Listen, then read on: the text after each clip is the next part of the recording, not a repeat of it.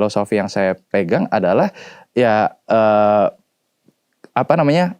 ketika orang lain takut, ya disitulah sebenarnya bisa jadi opportunity itu berada. Ya seperti kata Sir John Templeton bahwa bullish market ya itu sering datang dari pesimisme pasar dan mati di saat euforia pasar. Nah, jadi ketika saya tadi sebutkan terutama di bulan Juni, itu kalau kita lihat di sosial media benar-benar banyak banget orang yang udah saya give up deh, udahlah saya udah nggak mau lagi invest saham, udahlah ya, pokoknya kayak udah pada lempar anduk putih semua gitu kan. Saya melihat, oh ini bisa jadi adalah awal dari bullish market karena orang udah bener-bener pesimis, seringkali itu adalah kesempatan. Dan sebaliknya Mas Fajar, kalau misalkan let's say ya kita ambil kayak di Januari 2026 lah ya, ketika semua orang pamer foto, semua orang flexing, cuan segini dalam waktu singkat, wah itu yang harus bahaya. Kenapa? Karena bisa jadi itu adalah end of bullish market. Nah, semua orang udah pamer foto, yang tadinya tetangga nggak ngomongin saham, tiba-tiba ayo beli saham. Nah, itu bisa jadi udah euforia gitu ya. Itu kita harus hati-hati. Di Januari apalagi kena si MSCI itu barulah tuh rontok. Kayaknya abis itu nggak ada yang pamer porto lagi gitu maksudnya. Mereka menangis dalam diam mungkin ya. Oke, jadi ada value-nya di sana, ada sedikit ya kalau mungkin bisa dibilang kontrarian atau mungkin optimism di tengah tadi ya kondisi pasar kalau lagi terlalu bullish ataupun terlalu pesimis ya. Betul. Itu yang juga bisa harus kita lihat. Betul. Nah mungkin kalau aku jadi nanya dikit deh gini Mas Rifan, pengen tahu lebih lanjut kalau Mas Rifan itu tekniknya gimana, ada nggak sih metode, misalkan saya nih mau belajar langsung sama Mas Rifan itu harus WhatsApp-an kah atau mungkin harus datang ke workshop-workshopnya kah atau gimana Mas? Ya, jadi sebenarnya kalau misalkan teman-teman memang baru banget nih, ya kan baru banget, mungkin kan bisa ya lihat-lihat di sosial media. Ya saya suka sharing kok. Ya saya dan tim suka sharing ya tentang saham tertentu, tentang kondisi makro ya kan. Itu teman-teman bisa akses secara free lah ya kan, di Instagram, di YouTube itu feel free, ada ratusan video juga udah saya bikin di YouTube ya kan. Monggo kalau misalkan mau diakses, atau saya juga punya buku ya itu kalau misalkan benar-benar masih entry level lah ya, kayak oh baru banget nih gitu kan. Tapi kalau misalkan buat teman-teman yang memang pengen lebih serius ya, saya ada kelas juga sih Mas Fajar. Nah itu bentuknya workshop ya kan. Jadi buat teman-teman yang memang udah siap untuk naik level lah. Karena kalau di buku itu kan ya terbatas ya. Terus kalau di sosial media juga terbatas. Nah kalau misalkan teman-teman pengen lebih serius, itu kita ada satu program dalam waktu dekat ini, itu namanya Stock Market Mastery. Ya itu di bulan Agustus dan September 2026 ya, sekitar 5 weeks kita adakan. Tapi kalau misalkan teman-teman pengen tahu detailnya seperti apa, nanti mungkin bisa main ke Instagram mampir lah. Aja ya, betul. Ke sosmednya Mas Rifan ya. Betul. Oke, boleh, menarik. Mungkin yang mau gali lebih lanjut begitu ya, gimana sih teknik investasi atau saran-saran atau tips langsung dari Mas Rifan boleh lah ya. Mungkin kan di podcast kita ini nggak cukup ya Mas ya, cuma 30 menit ya. Oke, kita balik lagi ke market Mas Rifan. IHSG kita tahu sudah balik ke zona hijau. Terus kemarin kita lihat juga balik ke 6.200. Kan tantangannya justru cukup banyak ya dari global ataupun dari dalam negeri. Tapi kalau kita lihat dari sisi positifnya, katalisnya apa yang kemudian akhirnya bisa bawa indeks kita ke zona positif lagi nih Mas Rifan? Kalau saya lihat ada beberapa Mas. Yang pertama adalah market memang sudah price in dengan negatif sentimen yang menghajar di first half 2026.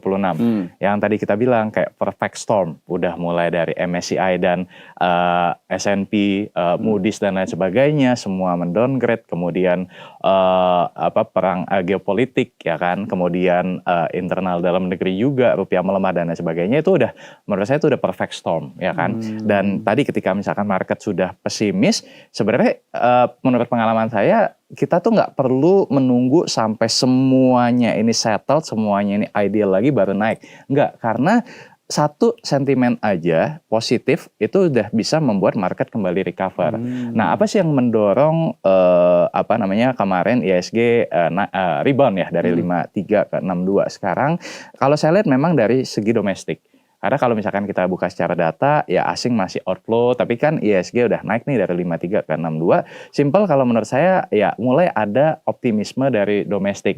Mulai dari ya perang antara Iran dan US yang sudah mulai mereda, ya kan. Kemudian juga MSCI yang meskipun statusnya masih freeze, tapi ya at least sampai dengan bulan kemarin atau dengan bulan ini tidak mendowngrade kita ya. Kemudian juga ada ekspektasi ya bahwa GDP kita ya Agustus ini kan akan dirilis ya. Ada ekspektasi GDP growth kita juga sudah akan tetap sama baiknya atau mungkin lebih baik ya. Dan kemarin kan juga ada beberapa narasi-narasi positif yang mulai muncul ya. Let's say misalkan kayak JP Morgan menaikkan rating saham BRI ya kan, dari yang sebelumnya underweight jadi overweight. Nah, itu mulai ada katalis-katalis yang masuk Mas gitu. Tapi yang saya lihat intinya adalah ya di di dalam periode 53 sampai 62 itu masih domestik. Nah, cuman pertanyaan berikutnya adalah apakah ini akan sustainable atau tidak? Nah, menurut saya kita tetap perlu investor asing atau foreign ini untuk masuk. Nah, kalau misalkan investor asing atau foreign ini masuk, ya ini bisa menjadi booster tambahan lah buat IHSG kita naik ke level yang lebih tinggi lagi. Hopefully ya bulan ini bisa jadi mulai inflow lagi lah, hopefully. Inflow lagi meskipun ternyata investor domestik lumayan mampu ya untuk mendorong market kita ya, apalagi ya tadi ditambah inflow lagi biar makin kenceng lagi. Betul. Ya, Mas Rifan.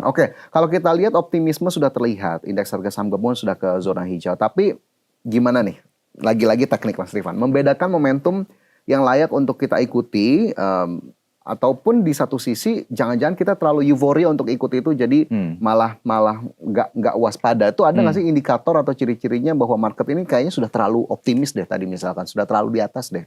Kalau saya selalu ngelihat sebenarnya IHSG atau indeks lah ya, itu sebenarnya normalnya itu turun atau naik berapa persen sih? Sebenarnya kalau kita lihat periode normal ya Mas ya, di luar 2026 ini, let's say misalkan saya tarik dari misalkan 2008 sampai ke 2025 first half. Nah, kenapa saya ambil first half? Karena second half-nya kan IHSG naik kenceng banget tuh dari 6.000, 9.000, 50% tuh juga cukup outlier kan. Nah, tapi misalkan kita tarik dari 2008 sampai dengan 2025 semester 1, sebenarnya IHSG itu average return-nya kurang lebih itu sekitar 15%-an. Nah, jadi artinya kalau misalkan kemarin sebelum naik banget ke 9.000 ya segitu kan di 6.000. Ya berarti harusnya dengan kondisi sekarang ini menurut saya itu at least normalnya itu adalah di 7.000-an. Berarti kan kalau misalkan kita mau tarik garis linear ya kan IHSG normalnya itu naik di sekitar 15%-an per tahun ya kan.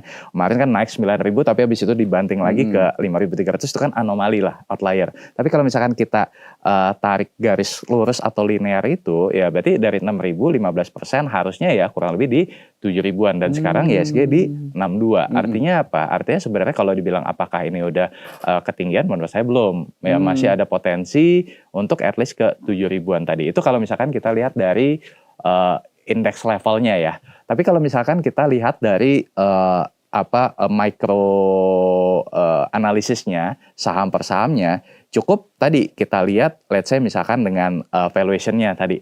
Apakah PE-nya sekarang sudah very premium compare to rata-ratanya atau even mungkin compare to industri ya kan. Itu kita bisa ukur at least dari situ dulu. Dan tadi apakah ada unlock value yang belum terlihat. Nah, kalau misalkan masih ada unlock value artinya ya meskipun harga sahamnya udah naik ya masih ada kemungkinan yang cukup besar harga saham itu masih akan melanjutkan momentumnya gitu. Jadi again kalau menurut saya ya lakukan analisa seperti tadi sih. Oke.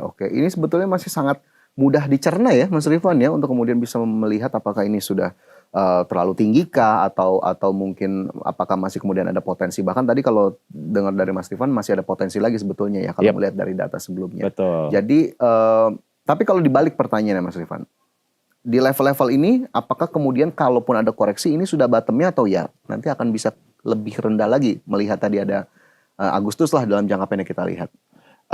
Tergantung dari negatif atau headwind-nya ini sedalam apa atau semasif apa.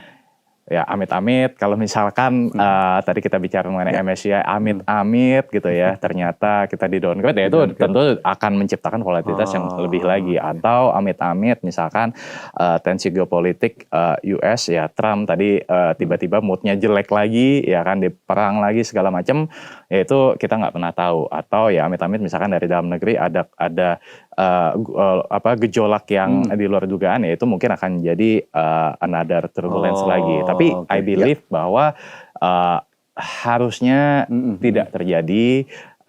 Maka kalaupun misalkan ada koreksi-koreksi ya hanya sebatas koreksi-koreksi sehat. Sehat ya. Bukan seperti yang ya terjadi di first half kemarin.